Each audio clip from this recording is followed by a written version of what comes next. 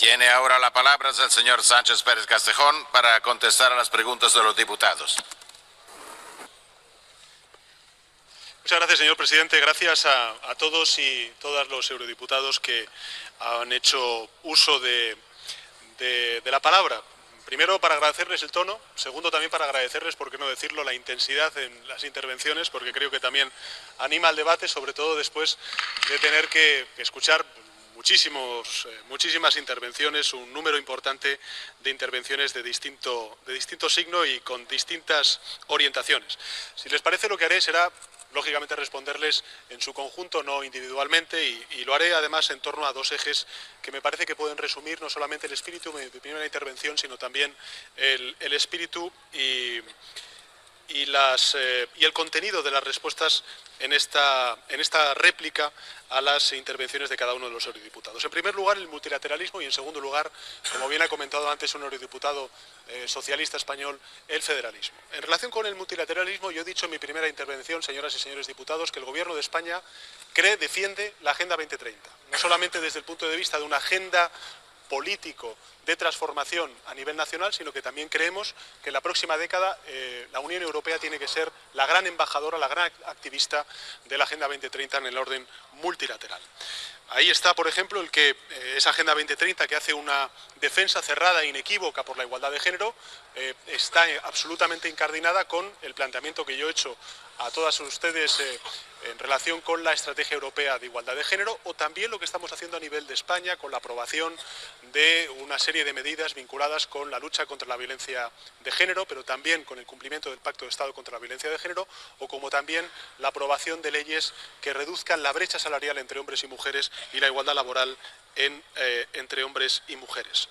En este asunto me gustaría también decirles una cosa.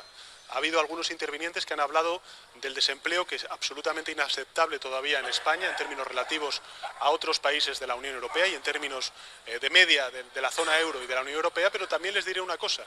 Ahora mismo en España hay en torno a 19 millones de afiliados o afiliadas, y es la primera vez en la historia de la Seguridad Social en el que el 48% de los afiliados a la Seguridad Social en nuestro país son mujeres. Más de 8 millones de mujeres han encontrado trabajo, están afiliadas a la Seguridad Social y están integradas en el mercado laboral. También les diré una cosa.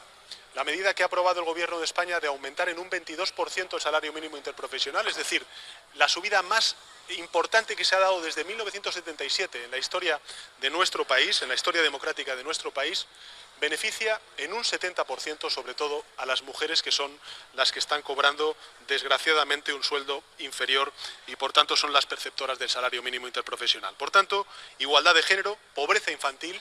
La lucha contra la pobreza infantil también es uno de los principales ejes de la Agenda 2030. Nosotros ahí no solamente hemos planteado a la Cámara la necesidad de reforzar esa propuesta de la garantía infantil, sino que también estamos planteando lo mismo a nivel de España. En los presupuestos generales del Estado que hemos presentado a las Cortes el pasado lunes, lo que hacemos es una apuesta decidida en la lucha contra la pobreza infantil, reforzando y mucho todo aquello vinculado con la garantía infantil, si lo pudiéramos llamar o traducir así en el ámbito de la política española.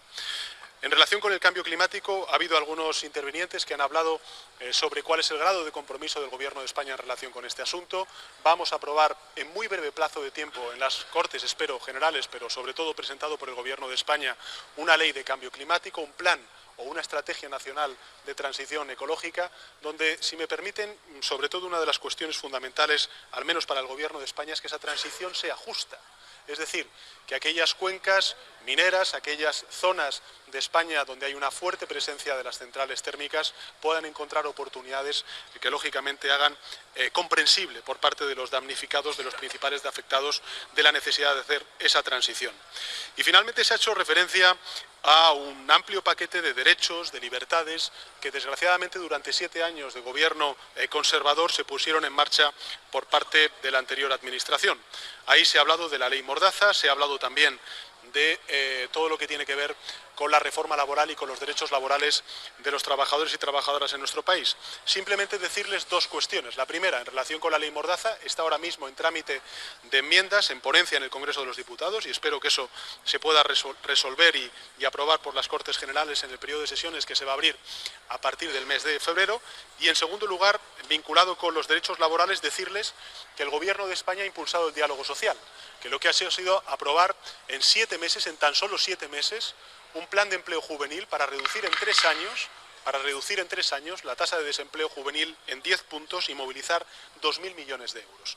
También hemos aprobado un plan de lucha contra la explotación laboral, un plan de lucha contra la precariedad laboral que ha hecho aflorar más de 50.000 empleos que estaban, no acordes con la legislación en nuestro país y ahora mismo son contrataciones indefinidas. Y finalmente también quiero decirles en este ámbito que saben ustedes que los trabajadores autónomos, es decir, los trabajadores por cuenta ajena en nuestro país, que ascienden a más de 3 millones de personas, de hombres y mujeres, gracias a un acuerdo que hemos logrado con los sindicatos y con los empresarios en tan solo 7 meses, han visto reforzados todas las garantías sociales vinculadas con la prestación por desempleo y también con la cobertura en accidentes laborales, etcétera, etcétera, etcétera. Y eso lo hemos hecho, lógicamente, de la mano de los agentes sociales y también de los empresarios. Por tanto, multilateralismo, una agenda social clara por parte del Gobierno de España, no solamente a nivel europeo, sino también a nivel nacional. Y sí quería hacer dos reflexiones añadidas que han surgido al hilo de las intervenciones. En relación con la política exterior y vinculado con Venezuela, quiero decirles que el Gobierno de España, pero también yo como líder de la oposición, antes de ser presidente del Gobierno, nosotros no reconocimos la legitimidad de las elecciones venezolanas, ni tampoco hemos reconocido en absoluto al régimen de Maduro. La prueba está en que no hemos estado presentes en la toma de posesión. Hemos pedido en sistemáticas ocasiones, en recurrentes ocasiones, al régimen de Maduro que pusiera en libertad a los presos políticos, allí sí que hay presos políticos. Gracias a las buenas gestiones del ministro de Asuntos Exteriores hemos logrado también el que se puedan viajar a España algunos presos políticos, el último un chaval joven con el que tuve yo ocasión de reunirme y sin duda alguna el planteamiento que tiene el Gobierno de España con la cuestión de Venezuela es la de intentar forjar una alianza, un grupo de facilitación, de diálogo, tanto en países europeos como en países del Grupo de Lima. Me gustaría también puntualizar, Francia no ha participado en la decisión impulsada por el Grupo de Lima y también les puedo garantizar que el Gobierno de España no está en esa idea. El Gobierno de España está en intentar construir un grupo de facilitación que precisamente lo que haga sea permitir un tránsito dialogado para resolver de una vez por todas la crisis venezolana. Me ha sorprendido que cuando se habla de Venezuela no hablemos de la crisis migratoria que se sufre en Venezuela, de la cual también es uno de los principales, damnificados nuestras oficinas de asilo en España, porque son muchos los venezolanos y venezolanas que están buscando asilo en nuestro país. Pero también la crisis migratoria que existe en el conjunto del continente latinoamericano y en particular en Colombia, en Perú, en Brasil, en Chile, en muchos países con los cuales yo he tenido ocasión de poder reunirme a lo largo de estos 7 meses como presidente del Gobierno. Tengo que decirles que en el Consejo de Asuntos Exteriores, el ministro de Asuntos Exteriores y también el Gobierno de España en su conjunto ha defendido desbloquear recursos económicos para ayudar a esos países a poder gestionar de una manera al menos razonable la ingente cantidad de flujos migratorios que están llegando a esos países y singularmente a Colombia, que lógicamente cuenta con todo nuestro apoyo. Sobre Canarias, yo solamente decirles que el Gobierno de España, y gracias además a este Gobierno, se ha tramitado en poco más de 7 meses la renovación del Estatuto de Canarias y se han firmado en tiempo y forma todos los convenios que estaban pendientes de firmar.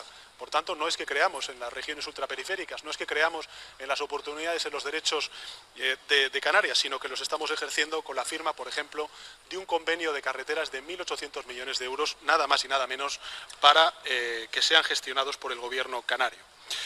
Y finalmente hacer una reflexión global a algunas de las intervenciones más vinculadas con el Partido Popular y también con la cuestión de Cataluña. Yo lo he dicho en el Parlamento español, me gustaría también planteárselo a los colegas del Parlamento Popular Europeo que son de mi nacionalidad, que son españoles. Decirles que el orden del día ahora mismo de las derechas lo está marcando la ultraderecha.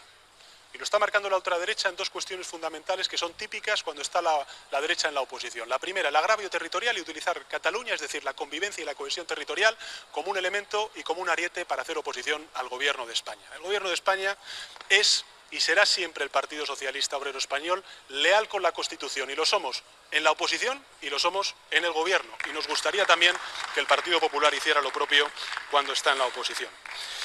Y, en segundo lugar, si yo tengo que mirar para encontrar alguna formulación de gobernabilidad que dé estabilidad, ya sean regiones, ya sean países, me gusta más el ejemplo sueco al ejemplo que acabamos de ver en Andalucía.